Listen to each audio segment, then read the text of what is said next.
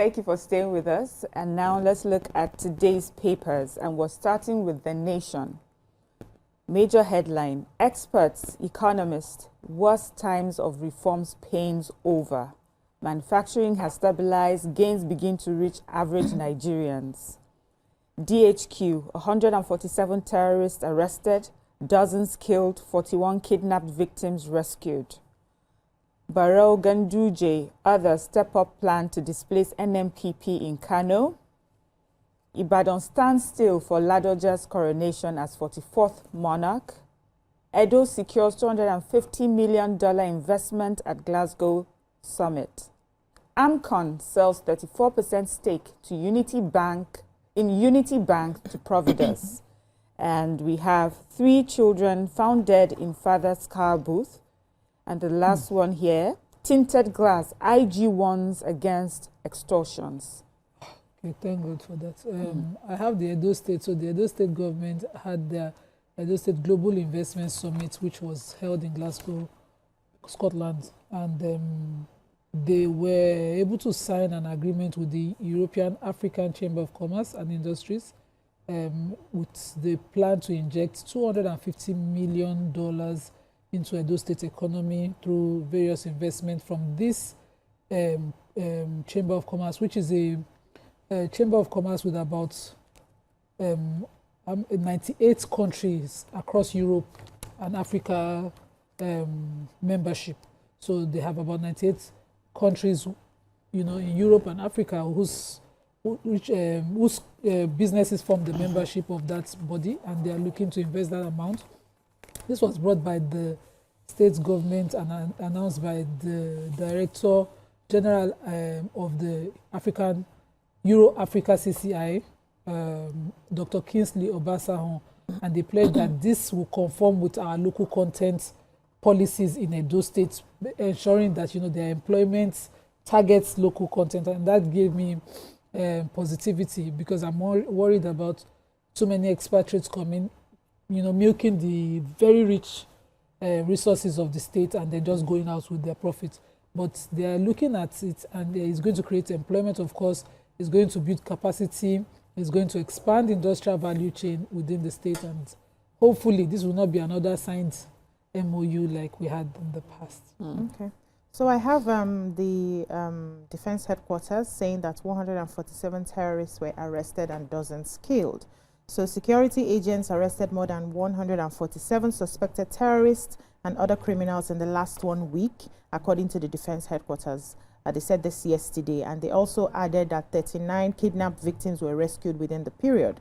The Director of Defense Media Operations, Major General Marcus Kangiye, told reporters in Abuja that the troops also foiled theft of crude worth 19.8 million in the South-South.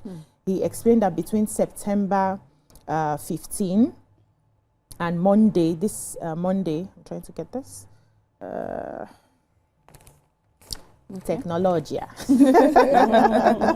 Okay. What's going on? As you're trying to sort that yes. out, ahead of the October 2nd nationwide enforcement of tinted glass permits, Lagos State Commissioner of Police Olohundare Jimoh has warned officers not to see it as an avenue for extortion.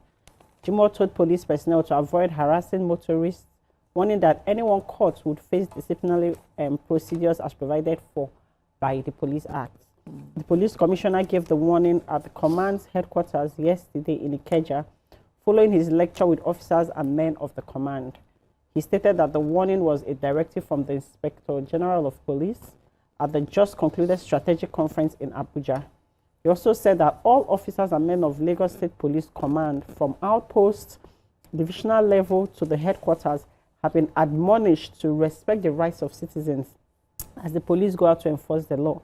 The police commissioner urged the personnel to execute their duty diligently and refrain from extorting citizens before, during, and after their exercise. Okay. So yes, they're putting out there. So if perchance police tries to collect money from you because of tinted glass, report to the right place, because they have zero tolerance for that. Thank you. Should I go ahead? Yes, so I've seen it. Okay. Yes, so they said troops of the operation had in Kai in the northeast arrested 26 suspected terrorists, collaborators, and rescued 3 victims. They said vehicles, motorcycles, improvised explosive devices, that's the IEDs, and large quantities of fabrics were recovered from the terrorists. They also added that troops nabbed another 80 suspected terrorists as well as 2 other leaders, Abubakar Amadu and Sawan. They said those 2 are members of a notorious syndicate and they've been on the military wanted list for quite some time now. So in the South as well, the director said the troops arrested 19 suspected, all thieves, 9 other criminals, and rescued 9 kidnapped victims. They also destroyed 16 illegal refineries, 14 crude oil cooking ovens, 7 dugout pits, 11 boats, and 8 storage tanks. Yeah, so this many more are things that our troops have been doing so far. Congratulations to them. They are doing a lot. We always said we need to know what they are doing so that we know where we can help, where we can support, and also applaud them. It's not easy to stick out your life to preserve your country. Okay, thank you for that. Let's move on to the next paper, The Punch. The Daily Sun is what we have today, and the major headline is flood. Again, federal government wants Lagos, Imo, Bayelsa, Sokoto, and 11 others. Says 15 states facing flood disaster. We have Atiku accuses presidency of high-level propaganda, disinformation. No going back on nationwide strike, electricity workers vow. Ladoja will make monumental difference as Olubadan, says Oluwo. Abuja set to join global cities chart before end of Tinubu's first term, according to Wiki. Nigeria ranks 3rd globally in female genital mutilation prevalence. We're under persecution, Northern Khan cries out, calls for tolerance, inclusivity, equal rights among Christians, Muslims. Okay, so Nigeria faces power blackout as electricity workers threaten strike. So the Sun reports, because other papers reports differently, that Nigerians may experience nationwide power outages in the coming days following the National Union of Electricity Workers Employees strike, indefinite strike, which started on Wednesday, according to them, and the industrial action. Because me, I don't notice the light awful, but they are insisting that a lot of their issues have not been met. One of the very annoying ones is the grievance is that there's been non-implementation of the national minimum wage. It's so annoying to think that the national minimum wage has not been implemented for these workers, and these are majorly workers of the Transmission Company of Nigeria, TCN. And so they also have casualization of workers, which we know for a fact is popular in that sector. Non-provision of working tools and materials, including protective equipment, PPEs. They've not been provided since 2021. It's all right. Non-payment of staff salaries since April 2025, which is September 2025. And they have several other unresolved issues that are, arising from the unbundling of the TCN and non-payment of retirement benefits, which we know. But, certain things are just tools for operation that you should not come under these grievances, but they are there. And so they threaten the strike. But in other papers, in The Guardian and in The Vanguard, it was reported that the Minister for Power quickly stepped in and averted this strike. So it may and not. So yes, so it might. For it now. may, So that we're waiting for updates. Hopefully, updates. But it is annoying to think that these were the grievances that led to the strike. Okay, let's go on a short break, and when we come back, we'll continue looking at the papers. Stay with us. Stay tuned. Your View will be right back. Thank you for staying with us. We're still looking at Daily Sun. Okay. Yeah, I have a story. Okay. The Nigerian Meteorological Agency, that's NIMET, has issued impact-based weather forecast. It's a warning of heavy rainfalls and strong wind in several parts of the country between Friday, September 26th and Sunday, September 28th. Today is Friday. That means more rains are coming. According to the bulletin released yesterday, September 25th, they said moderate to heavy rainfall is expected on Saturday, September 27th, over Taraba, Benue, Ondo, Edo, Delta, Imo, Anambra, Enugu, Abia, Ebonyi, Rivers, Bayelsa, Akwa Ibom, and Cross River States. Waiting can remain. Light to moderate rainfall is likely to cut across most parts of the country. They said in Kano, Bauchi, Katsina, Jigawa, Gombe, Yobe, and Borno are expected to experience low rainfall. They said those ones will have minimal risk of flooding. Then Sunday, September 28th, moderate to heavy rainfall will persist in parts of southern Taraba, Benue, Cross River State, and other regions, while they will also record light to moderate rainfall in the northern states, which include Sokoto, Katsina, Kano, Jigawa, Yobe, Bauchi, Gombe, and Borno. They said although those ones will not have any form of hazard. Okay. So they are cautioning of, the risk of the strong winds over parts of Yobe, that's the northern parts, Katsina, Kebbi, Gombe, Borno, during this 3-day period. So people need to be more careful. The data is a lot. I don't want to start mentioning all the states, but I think people should read and know if your state is mentioned. Find a way to do more of your business indoor. Just protect yourself. Just find a way while the government is trying to do what they can. Because I'd seen that video of the lady during the flood, where they threw a rope to her and tried to drag her across, and the water carried her. So sad. I don't even know why they thought it was doable. Yeah, so sad. So United Nations Education Fund, UNICEF, has said Nigeria ranks third globally in the prevalence of female genital mutilation, despite it being outlawed. Imagine, this is... The UN agency equally called for collective actions to end the menace in Nigeria in order to meet the 2030 target set to end it globally. It also raised the alarm that Nigeria makes a surge in cases of FGM if urgent and concerted steps were not taken to demystify the myths and traditions sustaining the practice, particularly in the Southwest. Chief of UNICEF Lagos Field Office, Mrs. Selin, stated this in Benin, Edo State, at a 2-day media dialogue on advocacy against female genital mutilation, which was organized by UNICEF in collaboration with the Oyo State Ministry of Information and Orientation. She disclosed that nearly 20 million women and girls had already been subjected to the procedure, mostly before their 6th birthday, before they had a right to have a say. Because when you're 6, to consent, say yes or no, know what's going on with your body. And so she described the practice as a grave violation of the rights of women and girls, and emphasized, that no cultural or religious tradition should come at the expense of their dignity and health.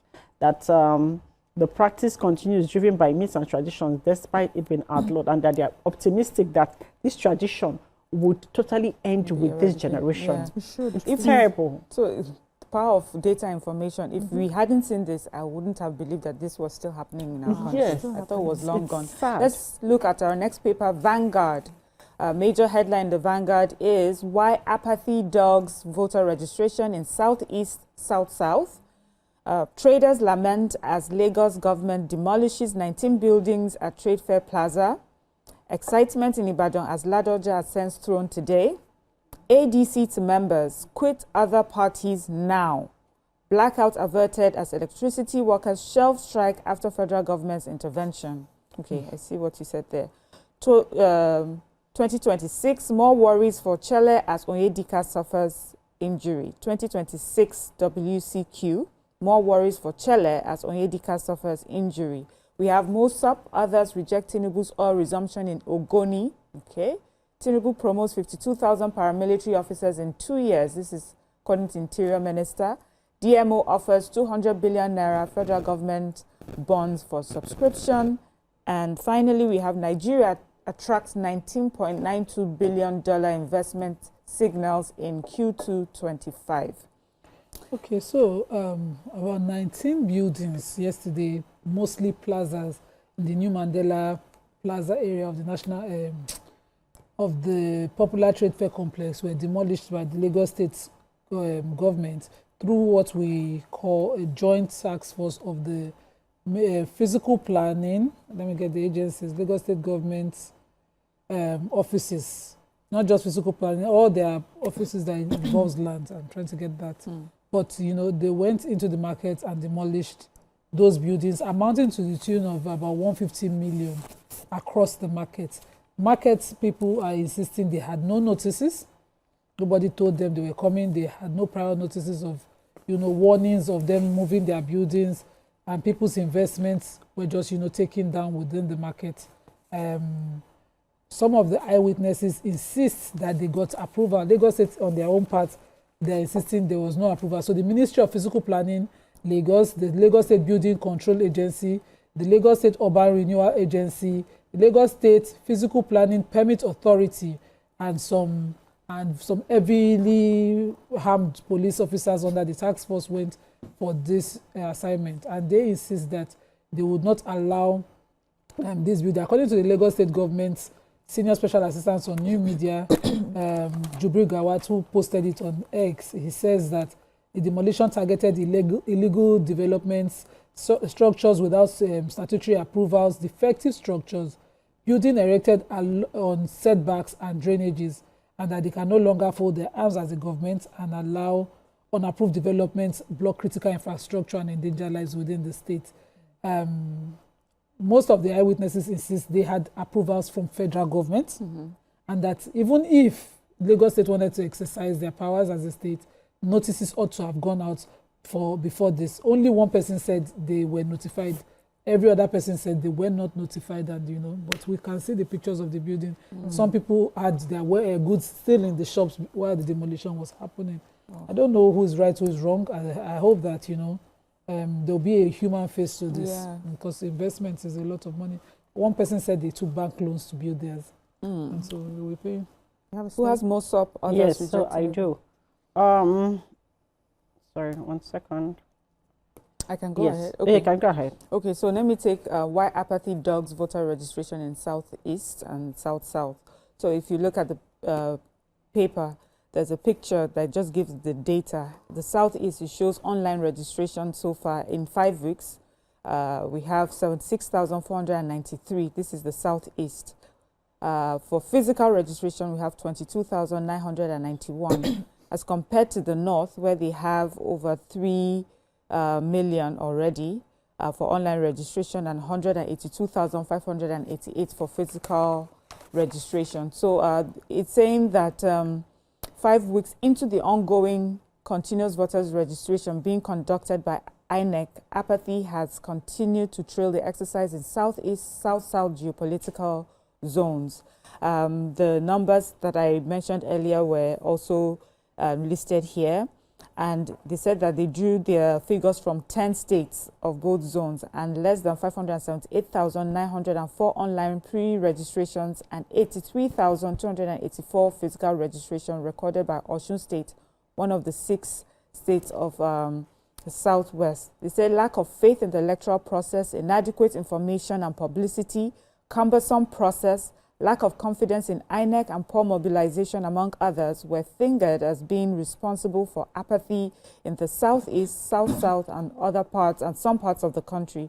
But according to INEC, online pre-registration covered 15 to 21 September, while physical registration covered September 15 to 19.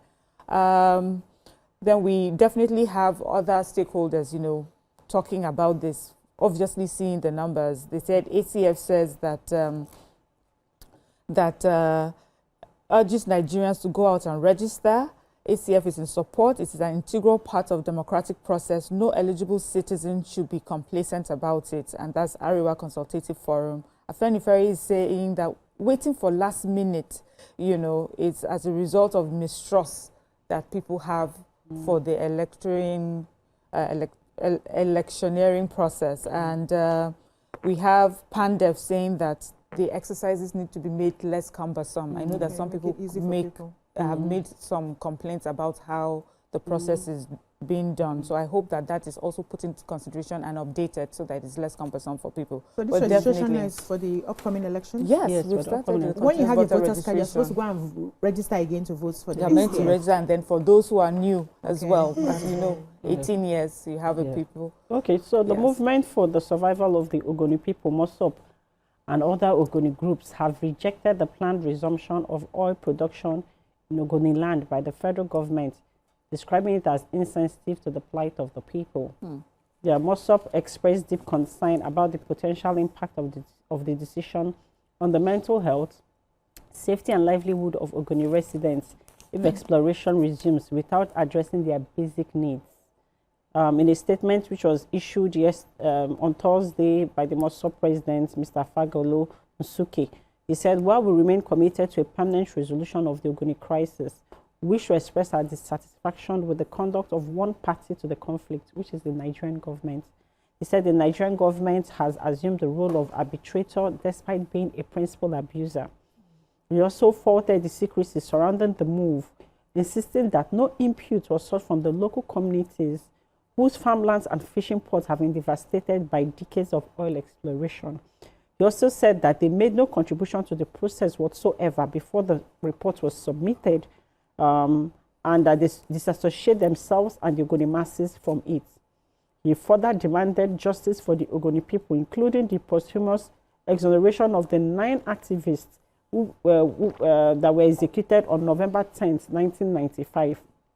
And they require unbiased negotiations to resolve civil rights and economic injustice in the region. And if we remember, they suspended exploration in this region for 32 years now. Yes, That's a long time. And I can't believe that in 32 years, the Ogoni crisis has still not been resolved. It speaks a lot about who we are as a people. Because people suffered through that, their lands devastated and stuff. And now they want to resume exploration without actually solving So the president yesterday, I took it where the president, met with stakeholders from Ogoni, as well as the governor of Rivers State, who led the team to see him, and he ordered that the NSA should look into most of these issues. We were most concerned about the environmental impact of the exploration initially. The abuses, whether it's been cleaned up, and so yesterday there was a little update on it. Sorry, I have to cut you off because we have to go on a break, and when we come back, we'll look at our hot topics. Stay with us. Stay tuned. Your View will be right back.